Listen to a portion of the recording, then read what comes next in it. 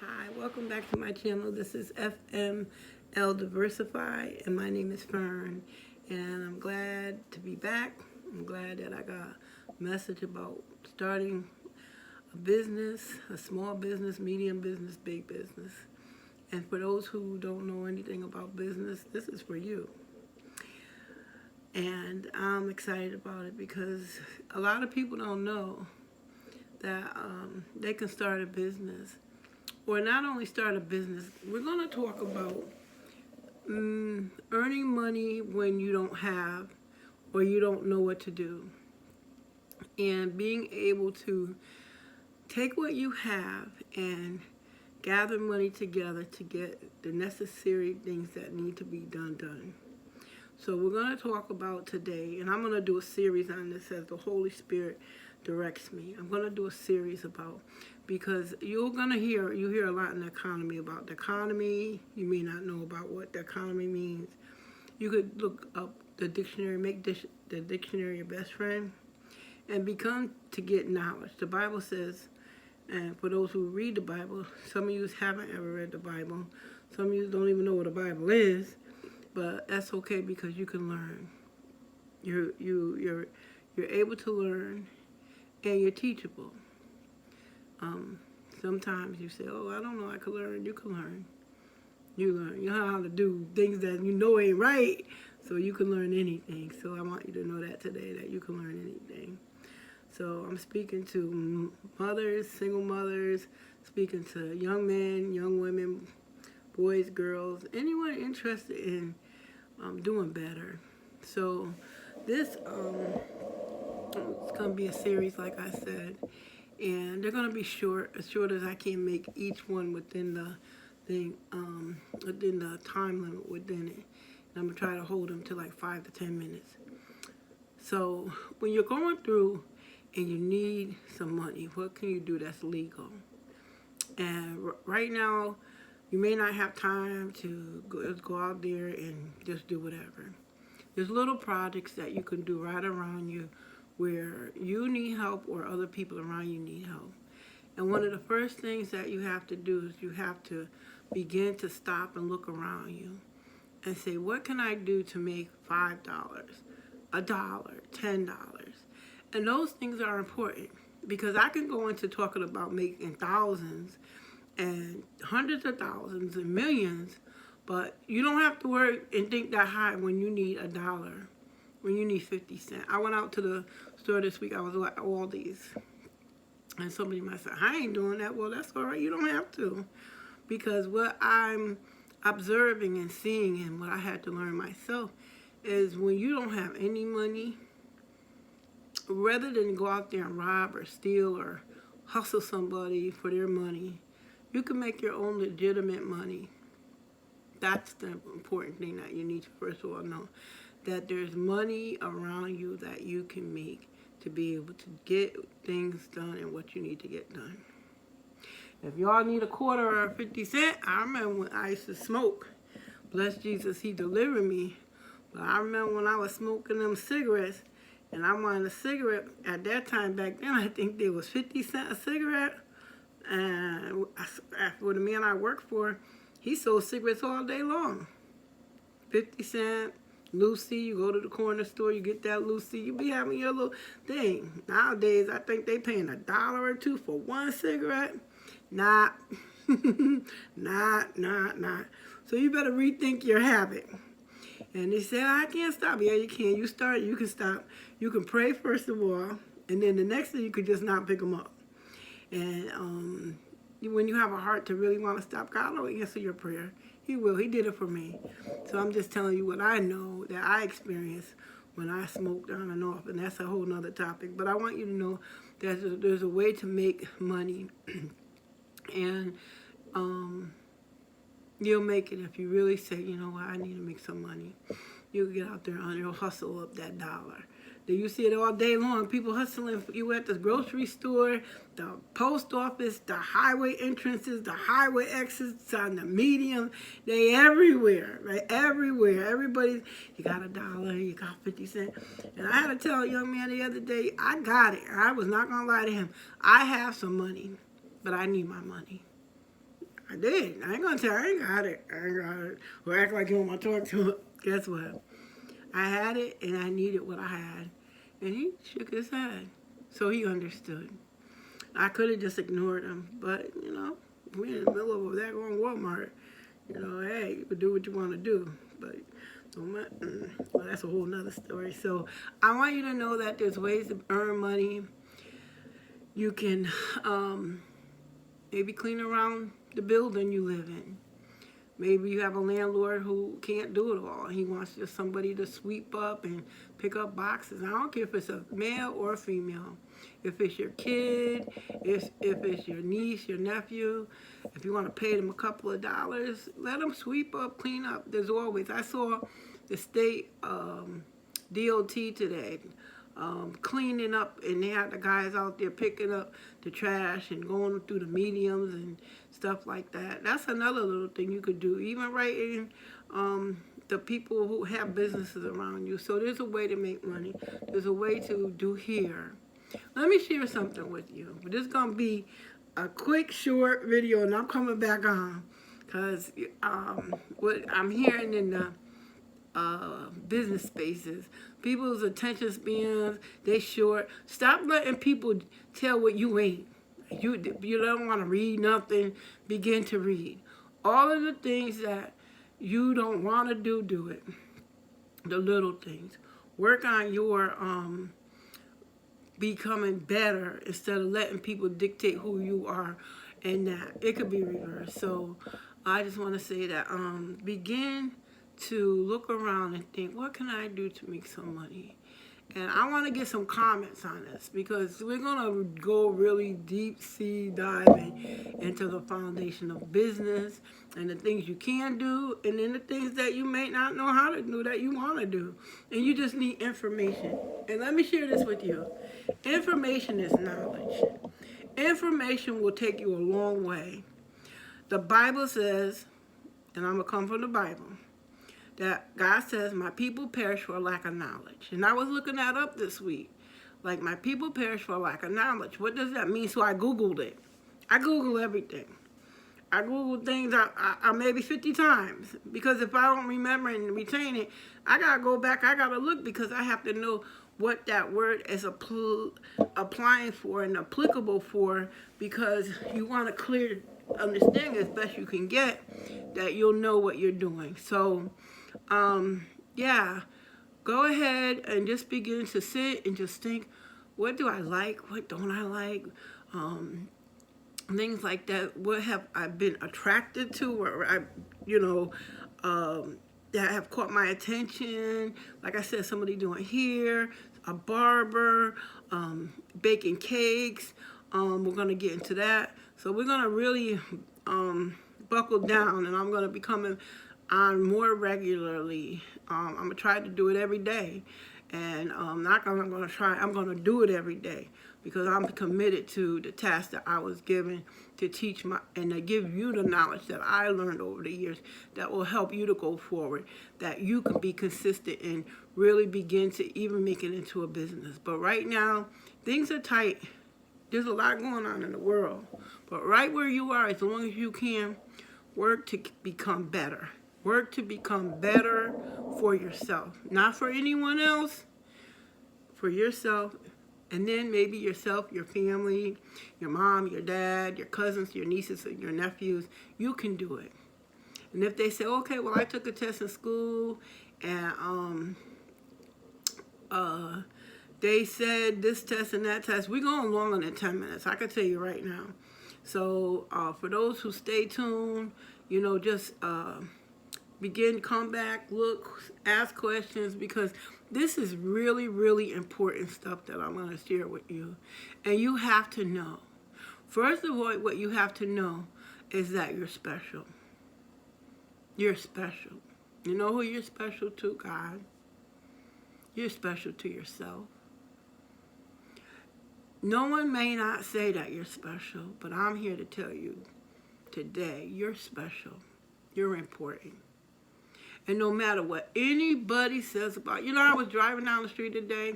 This is a sidebar. Maybe it's not. And I said to myself, you know what, Lord? Thank you for loving me.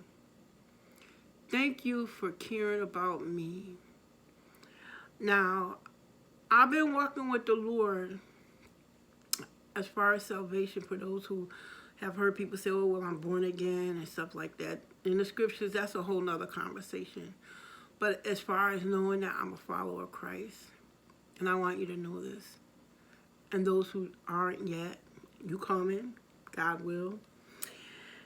You're important and you're special. And I want you young kids to know, young boys and young girls, your value is not in how you look.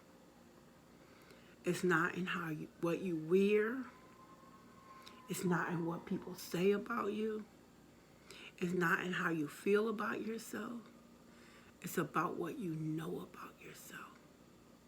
On the inside, way down in there, that conversation you have that nobody knows about, that you think nobody cares about you, and that a lot of y'all, you think you're the worst thing that was ever born. I don't even know why my mother had me. Your father couldn't have you. So I don't even know why my mother even had me. Why she even waste her time? Well, that's a whole nother conversations with an S, meaning more than one. So I want you to know today, young men and young women, and I'm talking to you teenagers, don't qualify who you are based on what somebody tells you who you are. If you go to school and you don't pass a test, that don't mean you're a failure. If you go to school and you don't get straight A's, that don't mean you're a failure. If you go to school and you don't get straight B's, that don't mean you're a failure. Because you know what I've learned? That's what somebody else says. That's someone else who put a measure on your abilities and your skills. Because there's a lot, I want you to know this, young people. There's a lot of famous people, Jobs. I think his name's Stephen Jobs. And then there's some other people who developed the computer, the Microsoft. Go look it up and stuff. Those people didn't even graduate from college. Because what was in them wasn't an A, B, C, D, E, or F. What was in them was an innate, something we're born with, a gift to do something that inspired them to go beyond with somebody else. Because if I was to look at me, and I'm to look at my children, and some of the conferences I had to have, and some of the conferences that I had sat in and heard people talk about other people and what they're capable of and what they're not going to do and what school they're not going to go to. And I was to base that now of the knowledge that I have gained of what people said about me, I'd be still down there sitting down, doing nothing. But I want you to know, young people, you young boys, you young girls, you are important. You're important to God. You're important to yourself. You have to love you. Get off those computers. Get off those games. All the value you have in you. All the importance of who God made you to be isn't in that computer, isn't in those games. You will never get value out of those games. A temporary high, a temporary joy. Oh, I beat this one, I beat that one, I beat the screen. It's not going to feed you. It's not going to make for a great life. Because when you turn around and you're 20 and you're 25 and you're 30 and you don't know what to do, but people don't want to give you nothing, then you have to go to the city welfare they used to have. I don't know what they have now. I don't know. But you don't want to have to go to the state of whatever state you live in and ask them to give you, because you have the ability now to start molding your life and saying, I want more. You know, I used to sit and I used to watch soap operas when I had my first child at 18, 19. I got an apartment because my mom said, you can't stay here. Two grown women can't live together. And now I got a baby. So when I had my baby, my mom found me an apartment and over relatives, and I had to move out. Because again, two grown women, and I'm laying out and I'm bearing babies, and I'm not going to live off of her and in her house. I have to grow up. And I didn't like it, but then I wanted to play house, and I found out later on that it was the best thing my mom did for me, because I had to become responsible. I had a rent to pay now, a gas and a light bill back then, and take care of myself, and take care of my baby, and I brought my baby dad. That's a whole nother conversation. We're going to leave that there. But I'll tell you the truth about it. But then I brought my boyfriend to live with me, and I was buying him clothes before I was buying me clothes. And then everybody else was helping with my daughter. So I thought that I was going to live one life to live and Ryan's Hope and all of them, and I was going to be Erica Kane. And that man going to come and whisk me up and we going to be okay. Guess what? It did not happen like that. And it doesn't. It doesn't. You can do better. If you need a job and you need some money, don't ask your mother. You young men, get a mower, get some clippers, get some Windex, get some cleaner, get some paint, go around, ask the neighbors, is there something, Mr. So-and-so, I could do? Can I wash your car? Can I clean the back out? Can I clean the shed out? And I tell a lot of young people this that I minister to. If somebody gives you an opportunity to do a chore, your integrity is very important. Your integrity is important because you want to be a repeat business person to go back and service them. You know, I never thought I would ever be, not in when I look back, I had some wants, but I really wasn't clear on them.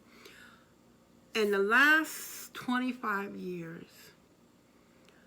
I started several different businesses. And the start was the biggest thing for me because that was my, hey, I want to do this, and that's a whole nother story. So I got stories, I got tons of them when it comes to business. But I want you to know this. This is for you young people. Begin to see yourself as feeling good about yourself, getting up, going down the street, even go to the barbershops or the salons and say, hey, can you give me $5? While I clean up and sweep up, and when they're cutting here and they're cleaning the sinks, and some of the salons, they have wash girls and wash boys. Go on down there and say, hey man, and if they say, well, I don't have no work today, go back tomorrow.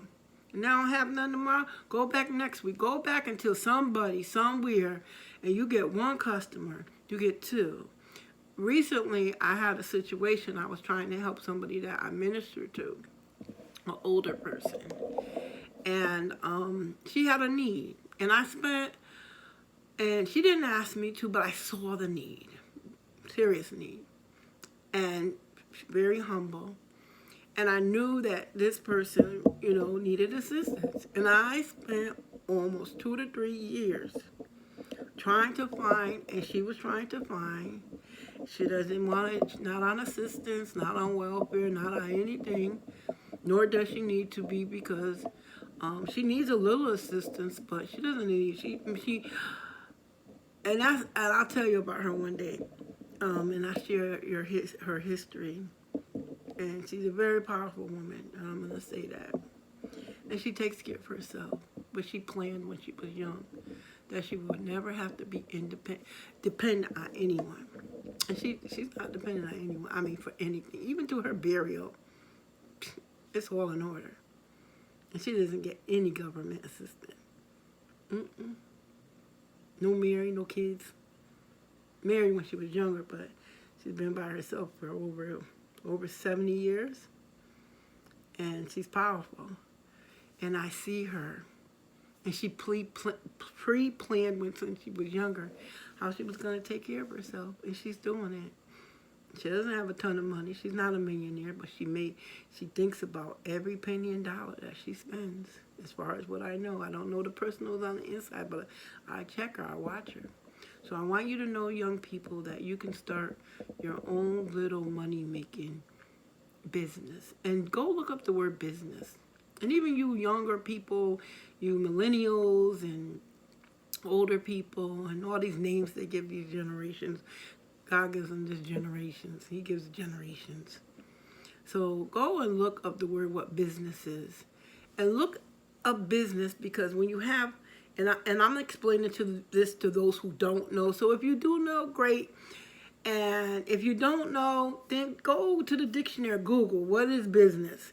And then it'll give you different definitions. It'll give you like business, like a store, doing business in a marketplace, selling a product, something like that. And then there's going to be another one that says taking care of your own affairs, which is another meanings within the definition of one word. So go look it up, and you on this one.